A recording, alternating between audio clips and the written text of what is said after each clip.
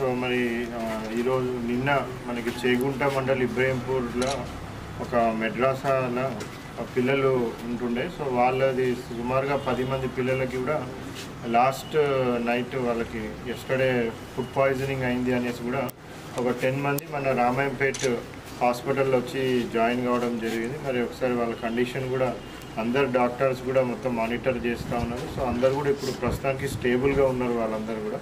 So అది private institute. So ప్రైవేట్గానే వాళ్ళు అక్కడ రెసిడెన్షియల్ మోడ్లో అక్కడ వాళ్ళు పిల్లలను పెట్టుకున్నారు. సో మరి మేబీ అక్కడ మరి ఏం జరిగిందో అనేసి కూడా తెలుసుకోవడానికి కూడా మన హెల్త్ డిపార్ట్మెంట్ టీం కూడా ఒకటి అక్కడ వెళ్ళడం జరిగింది. సో ఆల్రెడీ ఇప్పుడు ఒక 10 మందికి ఫుడ్ పాయిజనింగ్ అయ్యి వాళ్ళకి వామిటింగ్స్, మోషన్స్ అవన్నీ కావడంతో వాళ్ళు కొద్దిగా వీక్గా ఉంటే వాళ్ళందరినీ కూడా ఇక్కడ తీసుకొని వచ్చి అడ్మిట్ చేయడం జరిగింది. సో ఇప్పటికే వాళ్ళ కండిషన్ అయితే స్టేబుల్ ఉంది. ఆల్రెడీ ఇంకొక 25 మెంబర్స్ ఆల్రెడీ అక్కడ ఉన్నారు. వాళ్ళకి ఏం సిమ్టమ్స్ లేవు. బట్ అయినా కానీ ప్రికాషనరీ మెజర్గా మనం ఒక టీంని కూడా మెడికల్ టీంని అక్కడ పంపించి మరి వాళ్ళకు కూడా అన్ని టెస్ట్ చేయడం జరుగుతూ ఉంది. ప్రజెంట్గా అయితే వాళ్ళ కండిషన్ ఏమీ అంత స్టేబుల్గానే ఉంది. వాళ్ళకి ఎవరికి కూడా ఏమీ సిమ్టమ్స్ ఏం లేవు. బట్ ఇక్కడ ఎవరైతే సిమ్టమాటిక్ పర్సన్స్ ఉన్నారో వాళ్ళందరికీ కూడా ప్రాపర్ మెడికల్ కేర్ అందే విధంగా కూడా ఇన్షూర్ చేసుకోవడం జరిగింది. సో వాళ్ళకి ఆ సిమ్టమ్స్ కూడా ఇప్పుడు సబ్సైడ్ అవుతూ ఉన్నాయి.